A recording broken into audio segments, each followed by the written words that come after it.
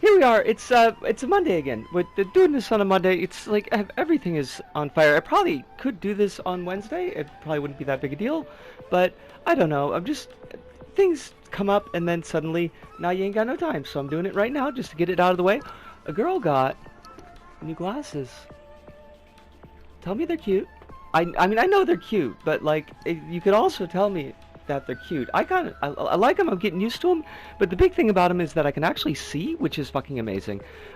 Just I think like the cleaning and the reframing and the setting alone probably went a long way towards helping me see. But like I put the glasses on and it's just like holy shit, I can see everything. And now so because I'm old, getting older every day as we are, time progresses. It's an arrow, the whole set of metaphors that we do, and so I feel kind of bad for the optometrist who's super cool, really kind, really liked him, older dude, and he's like, is it okay for me to ask you like how old you are? And I'm like, yeah, dude, I'm 47. Like it's cool. And he's like, well, because you need bifocals. Well, you don't need them, but you should probably be getting them. And this is the thing that I've been thinking, honestly, for the past like 6 months, maybe more, that because my near sight has also been going as well as my far sight. So I'm like, yeah, no, I'm not, don't feel bad about upselling the bifocals to me, because I was going to ask about them if you hadn't, so you did, and I'm glad. But they work too. It's pretty neat. There's no line in them, so like technology, we're living in the future. All that is wonderful. That's great. Cool. Anything else that's going on? Like, it's everything. Oh, the last couple of days have been, last couple of week. Well, I guess it's the healing. Healing is mostly done. I had a couple of bad days last week. There was one day when I forgot to take like painkillers, because I say painkillers, but they're Excedrin. Like, I mean, come on, it's over the counter shit. Like, it's not like I'm on the morphine. Wouldn't that be great? It would be terrible. I don't think I would. I don't think I need opiates. I think that'd be a real bad idea for me and my own personal addiction issues. But so I'd forgotten to take them because the pain the night before hadn't been really bad, and then they ran out. Like whatever was in my system had been flushed out by about midday, and I was like, oh my god, this fucking sucks. This hurts. But after that, like, it's pain's pretty much abated. It's gone down. The weird muscle soreness is mostly gone. Like, there's a few twinges here and there, especially like when I'm standing for too long, like I was at work yesterday. I mean, definitionally, I have to stand for too long. But yeah, like it's, I think, for the most part, pretty much done. Like the sutures are all healed up. That was done like in a couple of days. So. Excellent. It was funny. I was talking to a coworker about it. Like the one coworker who I actually talk to, because she's pretty decent to me, and it's been at the register a little bit more often than previously. So we've had a chance to kind of to chat more like human beings. And she's like, well, you mentioned you're taking off that time off for surgery, and where'd you get it done? And I was not being coy. I was just being like completely. I'm at bed at work for a couple of hours and I can't think anymore. And I'm like at a clinic, and then like like a few minutes later, the penny dropped. Like, oh, you meant like where on the body did you get it done? And she's like, yeah. And I'm like, oh, I got my balls chopped off. And and she's like, ita,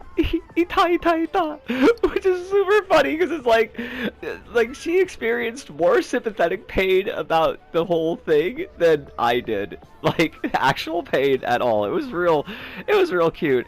But she took it well. It's weird being trans and being out, because I don't hide being trans. Like if it comes up, it comes up, and I don't necessarily broadcast it to the world, but I'm pretty upfront about it, beyond just the fact of how I look. And I'm pretty sure that people see me, and especially when I'm in my work togs, and which is a lot more butchy than I look on these diary videos for the most part. And like I think they know something's up, but like they've been decent about it, but like it's never really acknowledged either. Like I'm not really acknowledged largely at work. Like I'm not included in conversations, so like I don't really know if I'm being excluded specifically because I'm trans, kind of thing. Like I don't know how people feel about it because they just don't like really talk to me.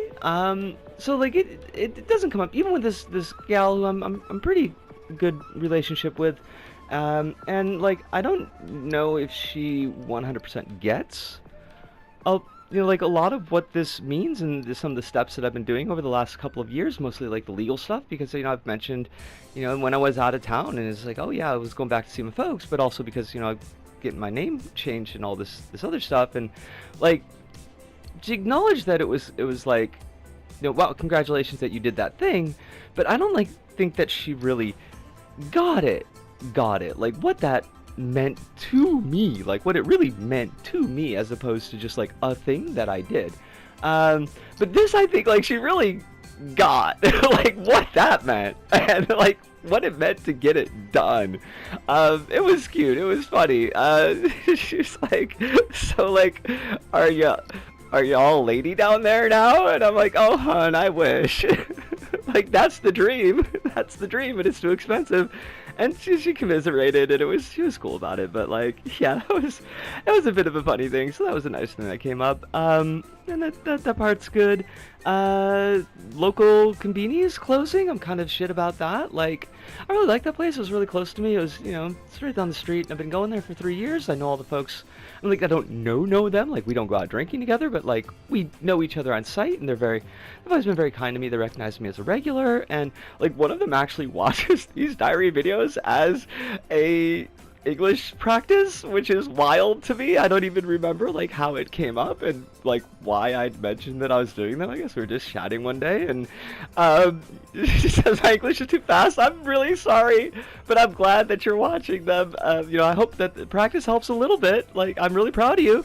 But yeah, so I went in, and like the shelves were pretty empty today, and I was just like this little bachan who's behind the counter, like the oldest lady that works there, and she's also like, everybody there is really cool. Everybody there has always been really nice to me. And they've seen me looking good, and they've seen me looking shitty, and they treat me the same every time. Even if it's just customer service is impeccable. But like, I'm like, hey, your shelves are not particularly stocked. Hope it doesn't mean you're closing. And she's like, yeah, we're closing. And I'm like, oh shit, I'm so sorry. She looked so sad. Like, she looked broken up about it, which, yeah, it's her job. But also, like, I imagine that it's probably a point of social contact for her in the neighborhood, just like my register job is a point of social contact for me in my slightly outside of my neighborhood, but still it's close enough to be sort of kind of my neighborhood.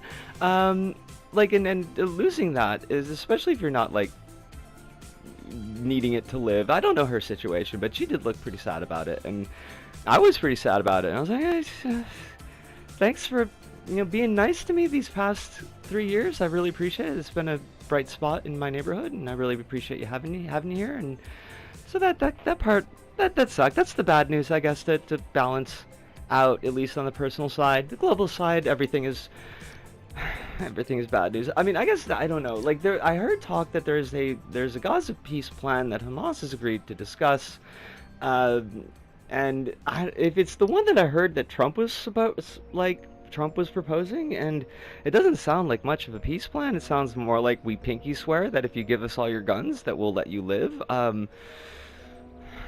I hope. Like, you gotta hope for something, I guess, because it's been 2 fucking years now, almost to the day, 2 fucking years that this has been going on, and I see that there's been these before and after pictures that came up of like the, what Gaza looked like, and it's like, I don't even know how to process it. It's so, it's a horror.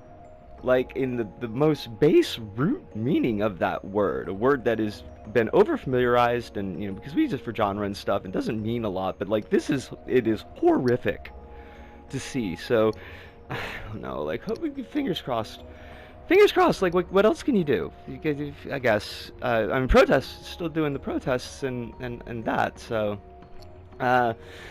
fascist girl boss is the new prime minister of Japan, and like, yay, big win for feminism, I guess, that we finally got a girl prime minister, and she's like basically Thatcher, maybe. I don't know. Like she's, I don't like what would these.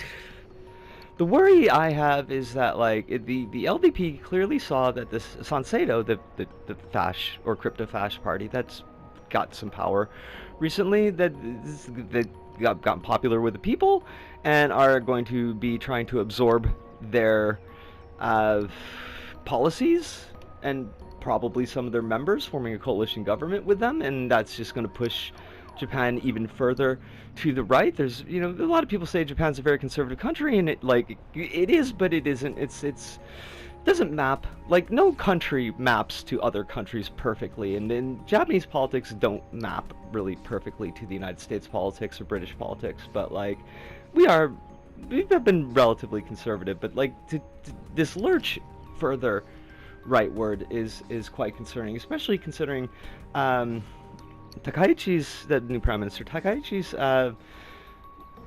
things that she said about LGBT folks in particular, but also about foreigners. She was saying that like foreigners were beating up deer in Nara, which was like completely unsubstantiated and unfounded. You know, just to stir the pot, because a lot of people have been pretty fucked up about foreigners recently. That's his own little big thing, and yeah, like I'm good. There's a lot to be concerned about, so I'm going to take the win that I got with the glasses. I'm going to take the win that I got with, you know, having a workmate who's not for shit, and that's just going to have to be the wins for right now. But yeah, I'm healthy. The junk is healthy. We're past 10 minutes, so I'm putting a bow on this, a ribbon, as it were. From me, Risco, here in Tokyo, to all of you out there, wherever you may happen to be. Thank you, arigato, arigasamdota, sayonara, see you, and ciao.